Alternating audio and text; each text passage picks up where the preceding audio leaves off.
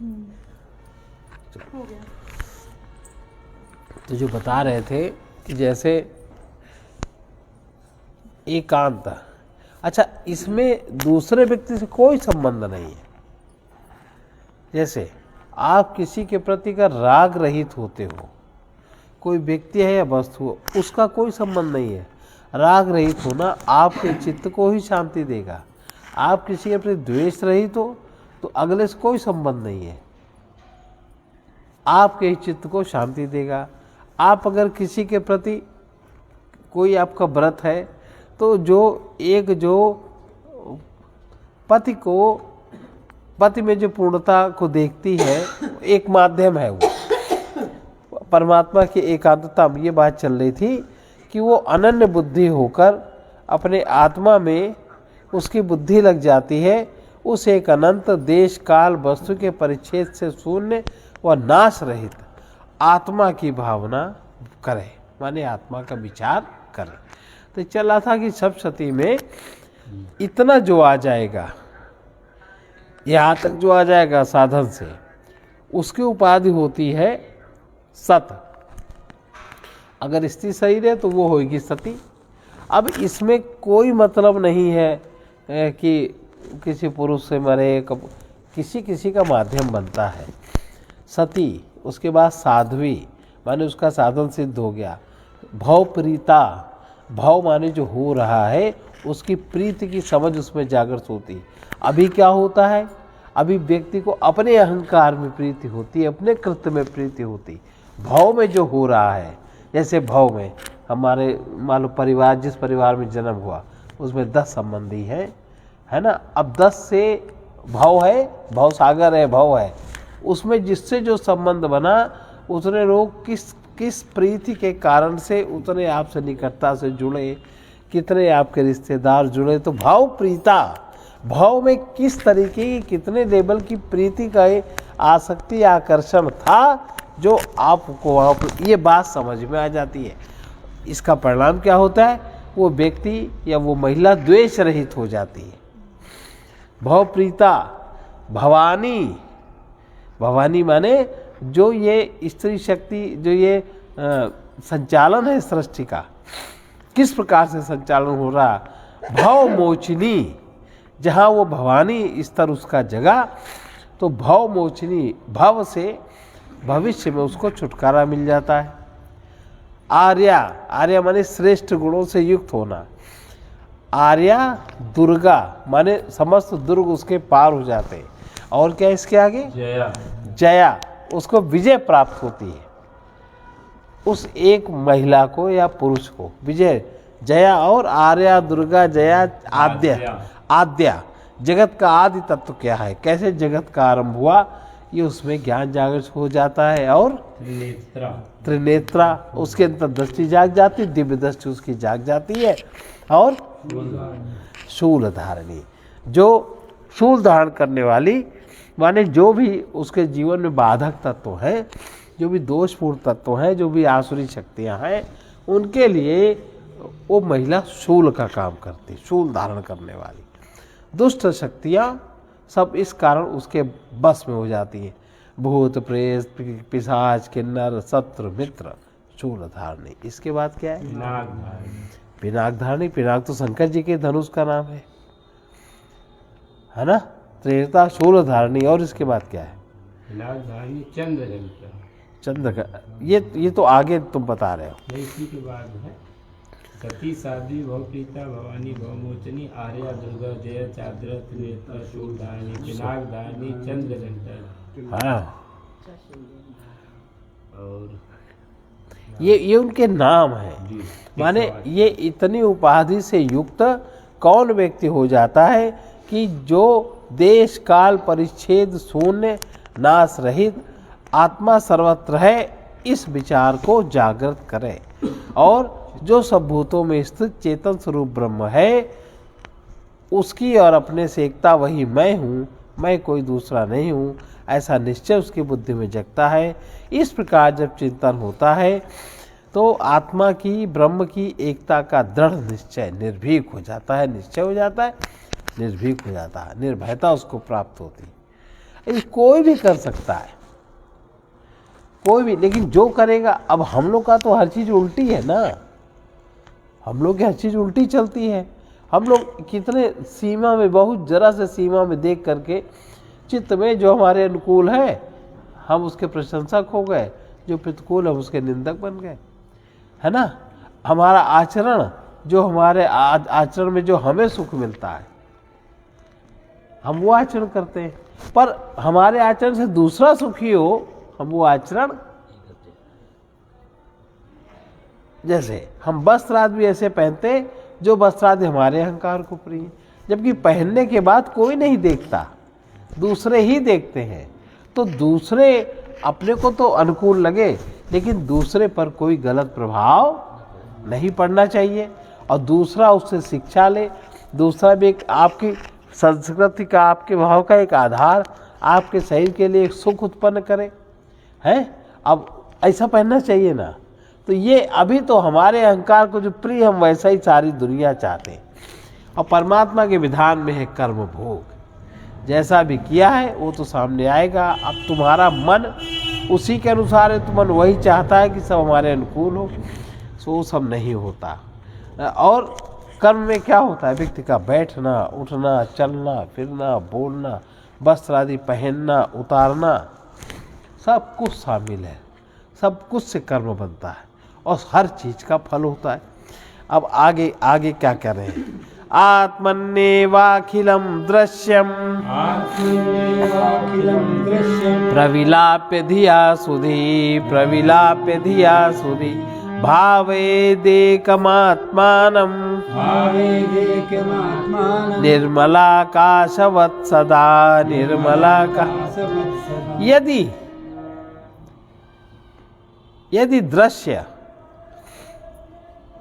कभी कभी कोई ऐसा कहता है कि दृश्य देखने योग्य है, इसलिए प्रपंच व्यवहार में वो दशा में प्रत्यक्ष वर्तमान है, देखना चाहिए। तो फिर एकता की भावना कैसे हो सकती है?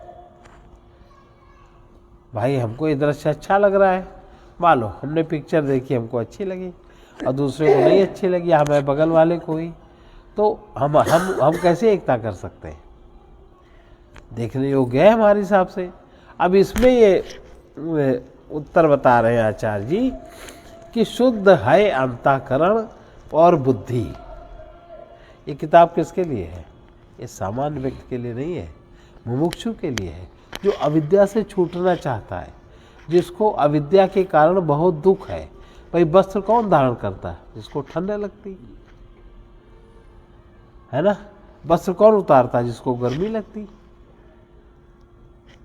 वही तो जब हमें आवश्यकता है कि हमारा जो अविद्या का बंधन है हमारा टूटे, इसके कारण हमें जब भविष्य में दुख दिखाई पड़ता है, भविष्य को, तब और अंतःकरण भी हमारा शुद्ध हो गया है, बुद्धि भी उसकी शुद्ध है, ऐसा मुमुक्ष, और तीसरे स्तर तक वो सब जान गया। अब चौथे स्तर में वो विवेक चाहता है, तब तो जाएगा चौथे में। विवेक वाली बुद्धि में संपूर्ण दृश्य उसको समझ में आएंगे। तो एक दृश्य में एकता की बात तो नहीं कर रहे हैं, और तुम एक दृश्य भी नहीं देख पाते हो। तुम तो वो दृश्य तुम्हें पसंद है जो तुम्हारे मन में छपा है, और मन का प्रतिबिंब बाहर आ गया, वो तुम्हें ठीक लगता है। तुम्हें तो पता नहीं कि दृश्य क्या है। तो ये कह रहे हैं अंतःकरण बुद्धि जिसकी ऐसा शुद्ध है, मोक्ष आत्मा के विषय में अर्थात कारण रूप विवेक वाली बुद्धि में संपूर्ण दृश्य दिखाई पड़ते हैं। जिसकी बुद्धि विवेक वाली है वो सबको सब दृश्य देखता है, और जगत को लय करने की कला उसको आती है। एक आत्मा ही निर्मल आकाश के समान, ऐसा भाव विचार उसमें जागता है। अर्थात शरत काल में मेघ रहित आकाश के समान आत्मा को भी स्वच्छ और एक रस समझ लेता है। इस बात को समझने की चेष्टा करता है, और लय का प्रकार क्या उसकी बुद्धि में जागृत होता है विवेक से। पृथ्वी का लय जल में होता है, जल का अग्नि में होता है, अग्नि वायु में, वायु आकाश में, आकाश अव्याकृत माने मूल प्रकृति माया में और अव्याकृत ब्रह्म में लय फिर शुद्ध ब्रह्म व्यापक रूप है।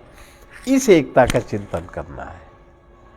वो एकता नहीं कि हमारे सामने जो दृश्य हमें अच्छा लग रहा है उसको देख रहे हैं, दूसरे को नहीं अच्छा लग रहा, तो एकता कैसे बने, वो उचित नहीं समझा। ऐसा चिंतन करें तब बोध की ग्रंथि खुलती है। नाम वर्णादिकम सर्वे विहाय परमार्थवित विहाय परमार्थ परिपूर्ण चिदानंद स्वरूपेणावतिष्ठते स्वरूपेणावतिष्ठते। अब संपूर्ण दृश्य प्रपंच, संपूर्ण दृश्य प्रपंच का मतलब चित्त से लेकर के बाहरी पृथ्वी तत्व तक। चित्त सबसे सूक्ष्म है और बाहरी पृथ्वी तत्व तक। यह दृष्टम तन्नष्टम, ये दृश्य सत्य है, इस वृत्ति का त्याग कर। दृश्य का त्याग नहीं होगा, आंखें हैं तो देखेंगे, वृत्ति का त्याग होता है। जैसे यहाँ पर समय से आने के लिए, ठीक से बैठने के लिए, ठीक से रहने के लिए कोई विशेष परिश्रम की आवश्यकता है नहीं ना। केवल आपके अंदर जो एक वृत्ति है, जो कुवृत्ति है, उसको हटा के आप वैसा आचरण करो, सद्वृत्ति डेवलप हो जाएगी। इतना ही तो है। लेकिन आप अपनी कुवृत्ति को समझो तो आपको जब कोई आपकी कुप्रवृत्ति से कहेगा तो आपको ऐसा लगेगा कि देखो हमारे साथ इतनी टोका टाकी होती है, क्या हम गलत हैं, क्या तुम ही सही। देखो उल्टा चिंतन। तो वो जो कुप्रवृत्ति है, कुप्रवृत्ति का त्याग तो नहीं कोई करेगा। तो इस तरह संपूर्ण दृश्य, ये है दृश्य प्रपंच। दृश्य प्रपंच माने आपके अंदर जो प्रपंच है, आप उसी प्रपंच को बाह्य आचरण में करते हो। आपके अंदर क्रोध वृत्ति है तो आप बाहर क्रोध व्यक्त करते हो कि नहीं, और न करो तो परेशानी होती कि नहीं। ईर्ष्या है तो बाहर व्यक्त होती है कि नहीं।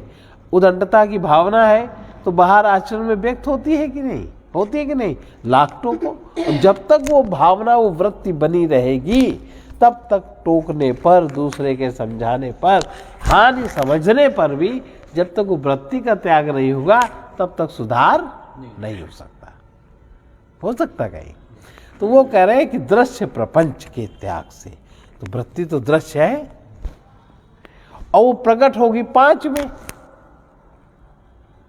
भाई पांच तत्वों का जहां समाहार है वहां प्रकट होगी, इसलिए वो प्रपंच है। दृश्य प्रपंच, आप जो देखना चाहते हो प्रपंच में आप आरोपित करते हो, फैल जाती है बात। इसके त्याग से, जब इसका त्याग होता है दृश्य प्रपंच के त्याग से, तब समाधि के से संबंधित विवेक की जागृत होता है, समाधि से संबंधित। तब अगर उस वृत्ति का त्याग नहीं, जैसे लोभ वृत्ति, मान लोभ वृत्ति है, धीरे धीरे अभ्यास किया कि भाई संसार के संबंधियों से नहीं, पड़ोसी से नहीं मांगना, फिर परिवार से नहीं मांगना, नहीं चाहना, फिर जो अपना से निकटतम संबंधी पुत्र आदि है उससे तो चाह होती नहीं, और निकट आए, आज चाहेंगे तो भगवान से चाहेंगे, भगवान से मानना शुरू किया, वो सब हुआ, भगवान से मानना भी छोड़ा। अगर लोभ वृत्ति का त्याग ना हुआ तो प्रपंच बना रहेगा, क्योंकि लोभ फैलेगा ना। लोभ तो फैलेगा पांच तत्वों में। तो आपको बंधन तो जैसे ही तैसा। अभी कह रहे हो हम यहाँ अच्छे से रहें, फिर कहोगे हम स्वर्ग में अच्छे से रहें, फिर कहोगे हमारा जहाँ जन्म हो वहाँ हमें ये सब चीजें मिले, हम इसलिए दान देते, हम इसलिए परमात्मा की पूजा करते। बात तो जहाँ की तहाँ रही, बात कहीं नहीं बढ़ी, कहीं रही। एक तो कह रहे हैं कि जब तक वो वृत्ति, वो दृश्य, आपका चित्त का दृश्य माने वृत्ति, प्रपंच का त्याग नहीं होता, तब तक समाधि की जो विवेक स्थिति है वो तुम्हें समझ में ही नहीं आएगी, अगर तुम वृत्ति के अधीन बने रहे। इसीलिए सबसे पहला ही योग शास्त्र का सूत्र है, योगस चित्त वृत्ति निरोधा। और हम चित्तवृत्ति को न जाने समझे कोशिश नहीं करते, उसका वर्णन करते हैं कि परमार्थ। परमार्थ माने अविद्या का छूट जाना, परम अर्थ, जिससे बड़ा हमारे होने का कोई भाव नहीं है, उसको कहते हैं परमार्थ का ज्ञाता। जो उसको जो जान गया परमार्थ तत्व को, उसका ज्ञाता जो विवेकी पुरुष है, वो नाम रूप का जो दृश्य है। अब नाम रूप का सबसे पहला दृश्य हमारे चित्त के अंदर है, बाहर तो एक ही नाम रूप है। भाई माँ है, उसको पुत्र सबसे ज़्यादा प्रिय है और पति प्रिय है, और वो किसको चाहती है? और तो सबको चाहती है मर जाए और कोई न रहे। एक ही दो चीज़ प्रिय होती है औरत को, आदमी को भी एक ही दो चीज़ प्रिय होती।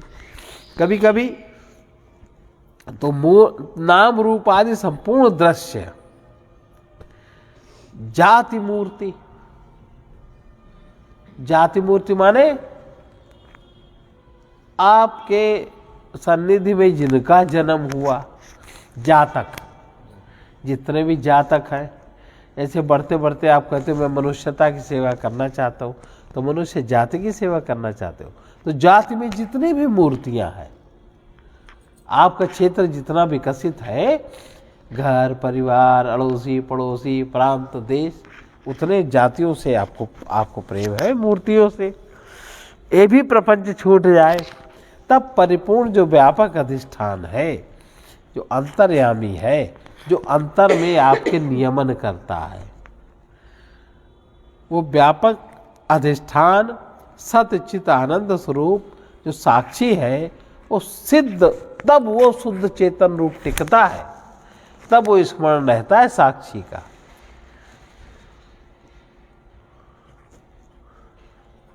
साक्षी बनो मोह हटाते रहो, कल सुना था, तभी हटेगा, तब वो टिकता है। अर्थात परिपूर्ण आदि स्वरूप ही अपने जीवात्मा को वो जान लेता है, फिर मानता है। परिपूर्ण आत्मस्वरूप जितने भी स्वरूप है जीवात्मा, वो फिर जीवात्मा को मानता है। शरीर आदि की मान्यता उसकी कम हो जाती है। अच्छा, कम क्या हो जाती? शरीर में रहने में जीवात्मा को जो जो सुविधा चाहिए, शरीर में वो आनंद से रहे, वो सुविधा शरीर को चाहिए होती है। और परिपूर्ण आदि स्वरूप ही अपने जीवात्मा को मानता है, सबके अंदर जीवात्मा है ऐसा उसकी मान्यता होती है। और आत्मा का जो ज्ञानी है, उसकी स्थिति इस वचन में भी भगवान ने वर्णन की, जैसे पवन रहित देश में। ऐसा व्यक्ति कैसे होता है? जैसे कि हवा रहित स्थान पर दीपक निश्चल रहता, दीपक की लौ जलती नहीं। वैसे ही वही उपमा उस योगी के चित्त की है कि जिसका निर्मल हो गया है, चित्त शुद्ध हो गया है, और जो अपने योग मार्ग माने चित्त की जो वृत्ति है उसको समझ गया है, किसको निकालना है, किसकी पूर्ति करना है, किसको छोड़ना है, कैसे रहना है, वो उसमें रह के प्रयास करता है और उसको उसमें सफलता मिलती है। फिर क्या होता? ज्ञातृ ज्ञान ज्ञेय भेदः परमात्मनि न विद्यते परात्मनि। ज्ञातृ ज्ञान ज्ञेय भेदः परात्मनि न विद्यते परात्मनि न विद्यते। चिदानन्दैक रूपत्वात् दीप्यते स्वयमेव ही दीप्यते स्वयं। अगर ऐसा कहो कि समाज में पृथ्वी आदि दृश्य प्रपंच के लय होने पर भी ज्ञाता ज्ञान ज्ञेय का भेद त्रिपुटी रूप प्रपंच के विद्यमान रहते पूर्वोक्त दीपक की उपमा योगी में कैसे घट सकती है? जब समाधि होगी तो ज्ञाता ज्ञान ज्ञेय का भेद होता ही नहीं। ये समझे नहीं क्या है?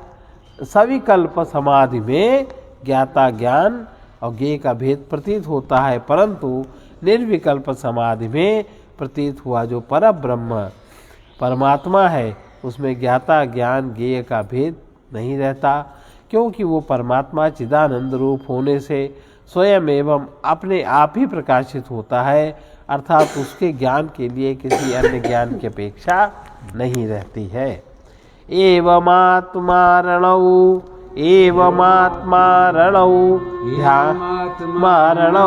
ध्यानमथने सततं कृते उदितावगतिर्ज्वाला सर्वाज्ञानिर्धने धने दहेत सर्वाज्ञाने घने दहेत। इस प्रकार ब्रह्म और एकता का जो यथार्थ और ज्ञानार्थ, ब्रह्म और आत्मा की एकता के ज्ञान के लिए जो प्रयत्न करता है, सच में अब हम लोग यहाँ सुन रहे, हम कहते हैं हमने तो किया, ये प्रयत्न थोड़ी है। ये तो आपने किसी के पुण्य का भोग कर लिया। किसी व्यक्ति को आनंद है, किसी व्यक्ति को समझ है, उसने अपना आनंद बांट दिया शब्दों के माध्यम से। तो इसमें आपने क्या किया? आपका तो पुण्य भोग है। तो ये अब उसका जो प्रयत्न करता है, उसके फल का वर्णन, उसको कौन सा फल प्राप्त होता है। इस प्रकार आत्मा मन को नीचे की अरणी, ओंकार को ऊपर की अरणी, मथने की लकड़ी करके निरंतर ध्यान रूप मंथन करने पर उत्पन्न हुई जो अखंड ब्रह्माकार वृत्ति रूप ज्वाला, वो संपूर्ण ज्ञान और अज्ञान के कार्य जन्म मरण आदि संसार रूप ईंधन को दग्ध भस्म कर देती है। वही श्रुति में भी लिखा है कि मन को नीचे की अरणी। अब हम लोग मन के नीचे की अरणी बने हैं कि मन हमारा नीचे की अरणी है? हम मन को अरणी का पात्र समझते हैं कि हम मन के नीचे दबे हैं। फिर क्या समझ में आएगा? है और ऊपर हमें पता ही नहीं, क्योंकि विचार है ही नहीं। मन की मान्यता में लोभ है, मोह है, काम है, अभिमान है, उसी के अनुसार हम यत्न जैसे नहीं चलते हैं। ये सब यंत्रवत हमारा जीवन है। कहाँ है मन के अरण नीचे है कि हम मन के नीचे है? बताओ। हम मन के नीचे। यही कष्ट लादे हो मन, तो मन को लादने की जरूरत है। जैसे सूर्य का प्रकाश होए, वो काहे कार लाद लेवे। सूर्य का प्रकाश कहीं कार लाद पाएगा? और मान ले चालक की कार लदी है सूर्य के प्रकाश में, अब उसकी गलत मान्यता है कि नहीं? है ना गलत। तो ओंकार को ऊपर की अरणी, मन को नीचे की अरणी, उससे क्या उत्पन्न होता है? फिर जब निरंतर मंथन होता है ओंकार से और मन के अरणी में बीच में जो मंथन होता है, वासनाओं का, कामनाओं का, अज्ञान का, उस मंथन से, ध्यान रूप मंथन से जो उत्पन्न होती है, वो अखंड ब्रह्माकार वृत्ति की अग्नि प्रज्वलित हो जाती, ज्ञान की अग्नि प्रज्वलित हो जाती है। और वो संपूर्ण अज्ञान को, अज्ञान के कार्य जन्म मरण आदि जितना भी तुम्हारा माना हुआ संसार है, ईंधन को दग्ध माने भस्म कर देती है। वही श्रुति में भी लिखा है, मन को नीचे की, ओंकार को ऊपर की अरणी बनाकर ज्ञान के मथने से जो कर्मों को दग्ध करता है, जो अपने कर्मों को दग्ध कर देता है, तो संचित प्रारब्ध क्रियमाण जिसके समाप्त हो जाते हैं, वही पंडित है। और ऐसे पंडित को ही सन्यास लेने का अधिकार है, सन्यासी होने का। किसी दूसरे को सन्यासी होने का अधिकार नहीं। वो नहीं निर्वाह कर पाएगा सन्यास धर्म। कहाँ कर पा रहे निर्वाह? खाने की तमीज नहीं, सोने की तमीज नहीं, बैठने की तमीज नहीं, बातचीत की तमीज नहीं। मतलब सन्यासी का तो कहीं इतनी भीड़ देखो, कुछ पता है क्या है? सारा क्षेत्र कामना पूर्ति से ग्रस्त है। वही कामना जो तुम्हारी, उनकी और निम्न कामना, उनकी तामसी, तुम्हारी तो फिर भी सात्विक राशि। काहे का? फिर से इसको सुनिए। पंडित कौन इसीलिए ये सामान्य चीज नहीं है। इसीलिए लिखा है वेदों में कि ब्राह्मण को ही सन्यासी होने का अधिकार है। इसीलिए वो ब्राह्मण दंडधारी सन्यासी बने, दंड लेते हैं जो ब्राह्मण होते। अब बाकी चीजें भी कम हो गई, दंड ले लिया और सन्यासी बन गए, और दंड का अर्थ उन्हें पता ही नहीं क्या होता है, नहीं पता ना। एक मान्यता की चल रही परंपरा। देखिए, ब्रह्म और आत्मा की एकता के ज्ञानार्थ जो प्रयत्न उसके फल का वर्णन करते हैं, उसका फल क्या होता है, क्या फल है। जो ब्रह्म आत्मा की एकता का ज्ञान होता है तो कैसा हो, फिर वो करता क्या है, ज्ञान हो गया फिर क्या करेगा, ज्ञान का फल क्या है। इस प्रकार आत्मा वो मन को नीचे की अरण्य बनाता है, समझ गया कि कैसे काम चलना है। ओंकार को ऊपर की अरण्य, मथने की लकड़ी। ऐसे निरंतर ध्यान रूप मंथन करने से उदित हुई जो अखंड ब्रह्माकार वृत्ति रूप ज्वाला वो संपूर्ण अज्ञान और अज्ञान के कार्य जन्म मरण संसार रूप ईंधन को दग्ध माने भस्म कर देती है। और वही लिखा है वेद में कि मन को नीचे के अरण्य, ओंकार को ऊपर के अरण्य बनाकर ज्ञान के मथने से जो कर्मों को दग्ध करता है वही पंडित है। और हम लोग कितने कमजोर हैं। संयोग जन्य कोई कर्म सामने आवे, वियोग जन्य कोई कर्म में तो सब आते हैं, हम एक कर्म से नहीं निपट पाते, पे करके रोते हैं, दूसरे को दोषी बनाते हैं, हम नहीं उनसे निकल पाते, भीख मांगते हैं। कुछ भी होता है सब कर्मानुसार तो है, हम उसकी व्यवस्था नहीं दे पाते। कहाँ दे पाते व्यवस्था। काल ही कर्म ही ईश्वर ही मिथ्या दोष, और मिथ्यापन में फंस जाते हैं। अरुणे नैव बोधेन पूर्व संतमसे धृते, पूर्व संतमसे धृते तत आविर्भवेदात्मा स्वयमेवांशुमानिव स्वयमेव। अब जो उत्पन्न हुई वो ब्रह्माकार अग्नि, वृत्ति रूप अग्नि की ब्रह्माकार वृत्तियां गई नहीं, वृत्तियों का शुद्धिकरण हो गया। अनेक वृत्तियां नहीं बची, एक वृत्ति बची, ब्रह्म रूप अखंड वृत्ति बची। वो ज्वाला अज्ञान रूप ईंधन को दग्ध करती है, जो अज्ञान रूपी लकड़ी है उसको जलाती है। और तभी जो आवरण चढ़ा है, अब आवरण पर हमारी कल्पनाएं चढ़ी, तब आवरण रहित, तब वो आवरण दग्ध होता है। और फिर जो आत्मा प्रकाश स्वरूप ज्ञान स्वरूप है वो प्रकट हो जाता है हमारे उसी चित्त में, हमारे उसी मन में। इन दोनों बातों को दृष्टांत से इस प्रकार समझें कि जैसे अरुण, अरुण माने सूर्य का सारथी, उसका नाम क्या है, अरुण। अरुण के उदय होने से प्रथम जो गहरा अंधकार, उसका नाश होने से सूर्य का अखंड प्रकाश होता है। इसी प्रकार बोध माने एकता का ज्ञान, आत्मा और ब्रह्म की एकता का ज्ञान, उससे अज्ञान रूप अंधकार की निवृत्ति जब होती है तो आत्मा का भी सूर्य के समान प्रकाश उत्पन्न होता है, अर्थात साक्षात ब्रह्म ज्ञान हो जाता है। उसके मन बुद्धि सब आलोकित, सब दे दीप्यमान हो जाते हैं। और जिनका वो अज्ञान ज्ञान से नष्ट हो गया है उनको ब्रह्म का ज्ञान इस प्रकार प्रकाशित होता है जैसे सूर्य का प्रकाश सामने आप देखते हो, आँख है तो उनकी वो आँख खुल जाती है, आवरण हट जाता, वैसे उनको समझ में आता। अब सूर्य के प्रकाश में हर चीज़ दिख रही है, वहाँ ईंटा रखा है, वहाँ वो रखा, तो अब दूसरे के भी चित्त में उसको जो जहाँ चीज़ है उसको सब दिखता है, समझ में आता क्या चीज़ हटावे, क्या चीज़ जोड़े, कैसे करे। आत्मा तु सततम प्राप्तो अप्य प्राप्य वद विद्यया, अप्य प्राप्य वद विद्यया तन्नाशे प्राप्त वद भाति, नाशे प्राप्त वद भाति स्वकंठाभरणम यथा स्वकंठा। अब क्या लगता है, अब क्या समझ में आता है, अपनी मूर्खता। आत्मा का साक्षात अपरोक्ष है, अपरोक्ष माने अभी अभी है, वो होगा या नहीं, आत्मज्ञान भी अभी अभी है, नित्य प्राप्त है।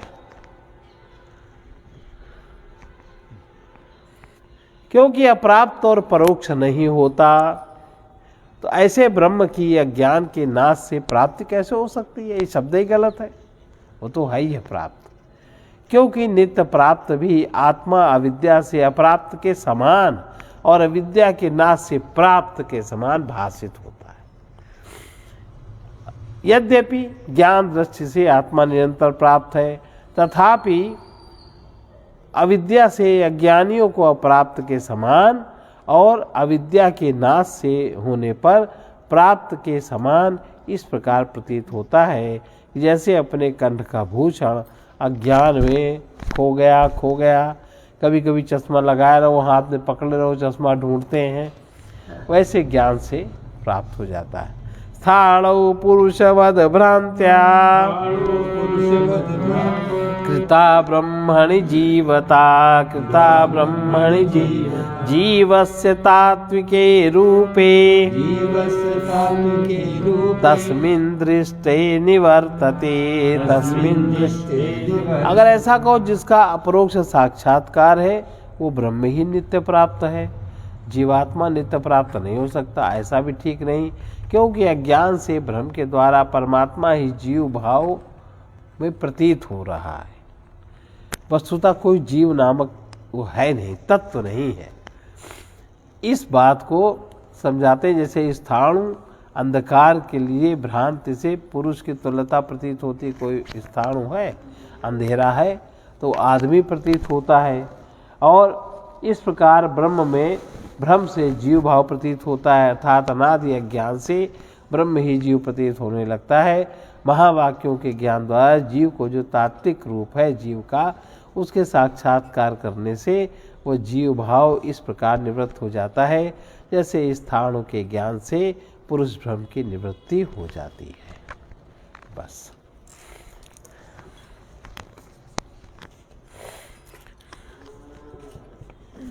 ये सारे चौथे लेवल की बात चल रही है।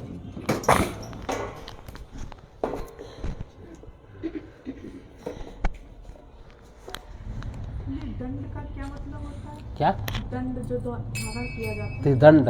हाँ, सन्यासी को क्या मतलब? ब्राह्मण ही सन्यास ले सकता है, और तब जो धारण करे उससे पूछो, हमने तो धारण नहीं किया। जान लोगी तो तुम्हारे किस मतलब का।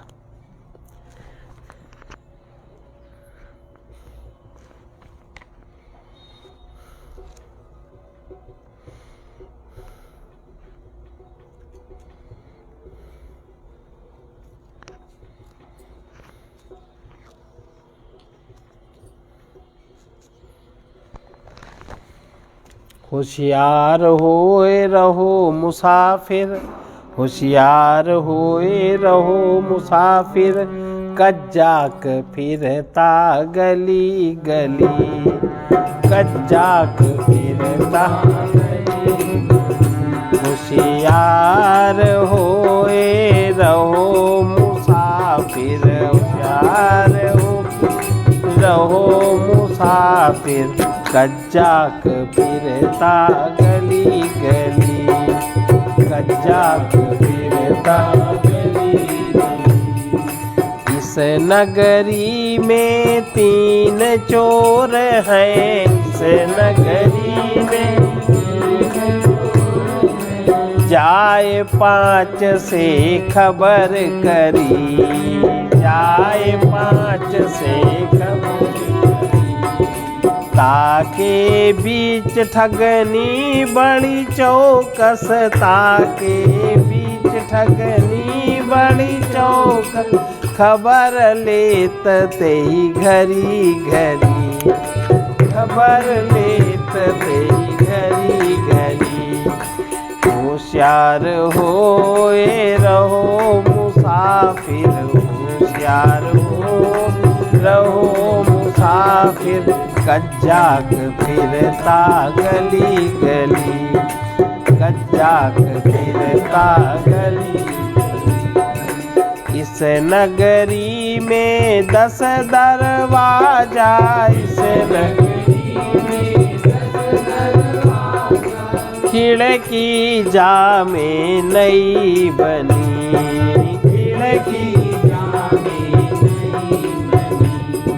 नया द्वार नई है खिड़की, नया द्वार नई है खिड़की, अंत समय में सुधि बिसरी, अंत समय में सुध बिसरी, कज्जाक फिरता गली गली, कज्जाक फिरता गली गली, जब यम आवे ये सराय में, जब हम आवे ये सराय में, पात पात तो ही लूट रही, पात पात तो ही लूट, जबरदस्त भटियार 2500, जबरदस्त भटियार 2500, छीन ले ते ही सिर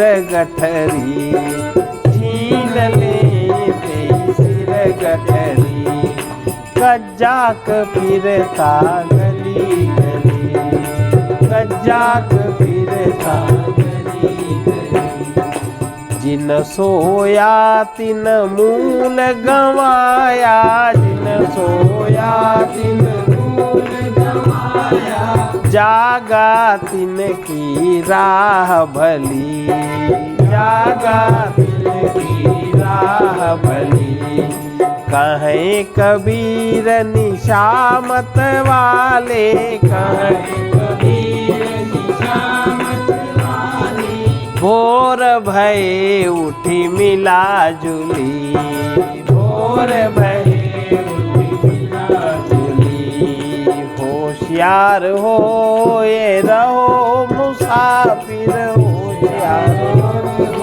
रहो मुसाफिर, कज्जाक फिरता गली गली, कज्जाक फिरता गली।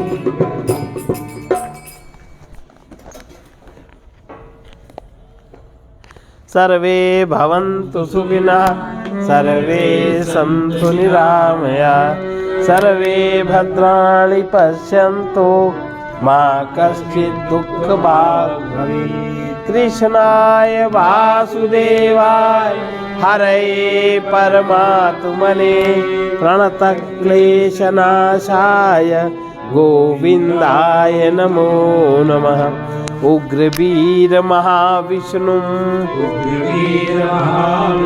ज्वलन्तं सर्वतोमुखं निसिंहं भीषणं भद्रं मृत्योर्नमाम्यहम्।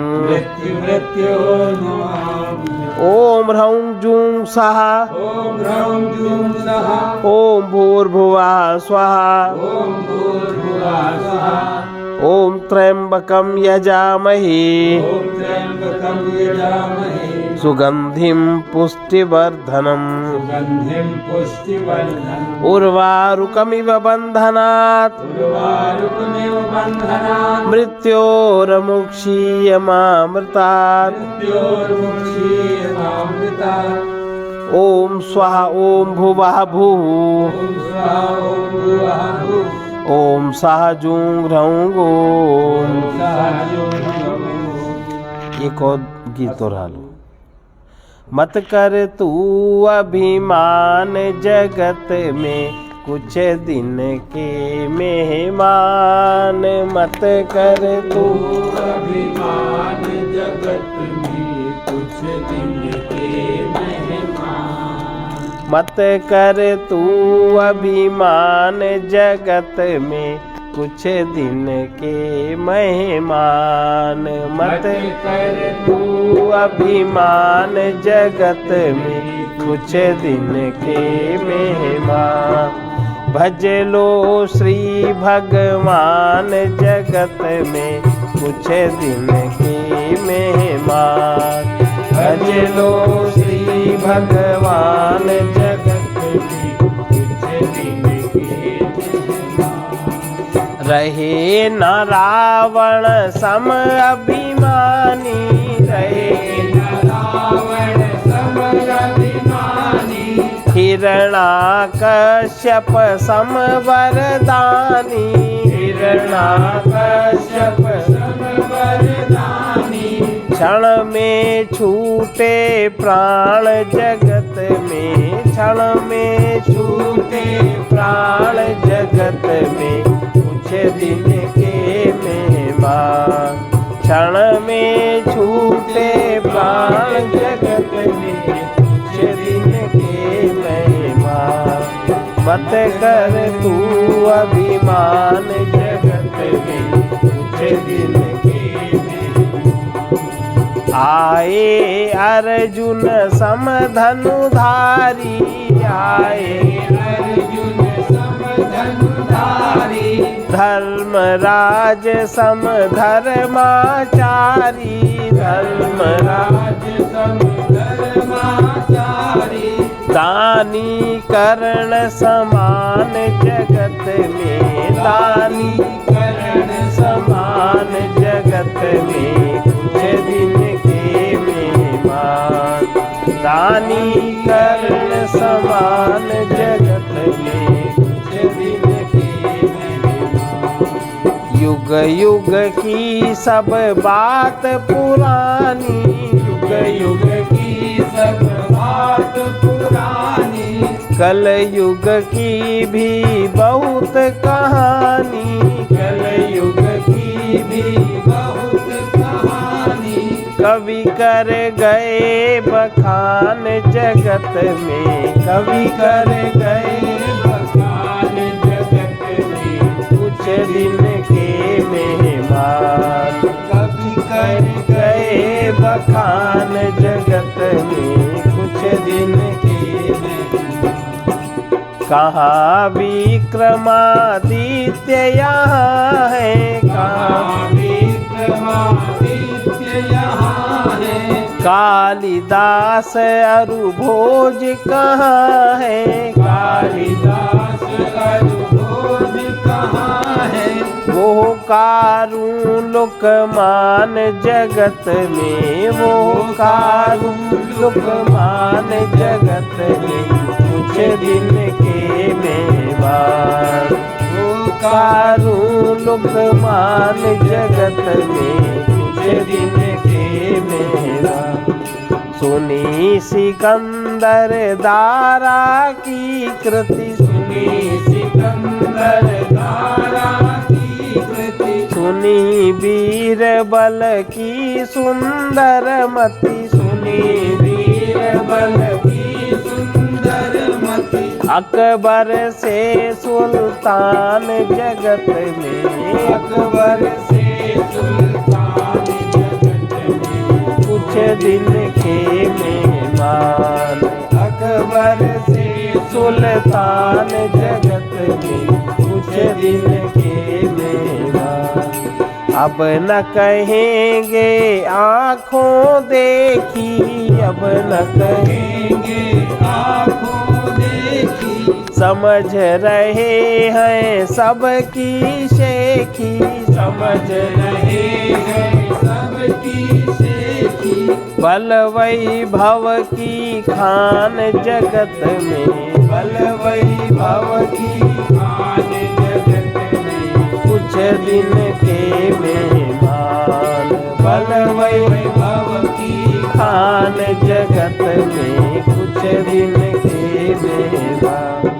दुखी जनों का दुख न रहेगा, दुखी जनों का दुख न रहेगा, सुखी जनों का सुख न रहेगा, सुखी जनों का सुख न रहेगा। सत्य है आत्मज्ञान जगत में, कुछ है आत्मज्ञान जगत में, कुछ दिन के मेहमान। सत्य है आत्मज्ञान जगत में, कुछ दिन के मेहमान। निज में लो पहचान जगत में, कुछ दिन के मेहमान। निज में लो पहचान जगत में, कुछ दिन के मेहमान। वो परमेश्वर घट घट वासी, वो परमेश्वर घट परमानंद रूप अविनाशी, परमानंद रूप अविनाशी।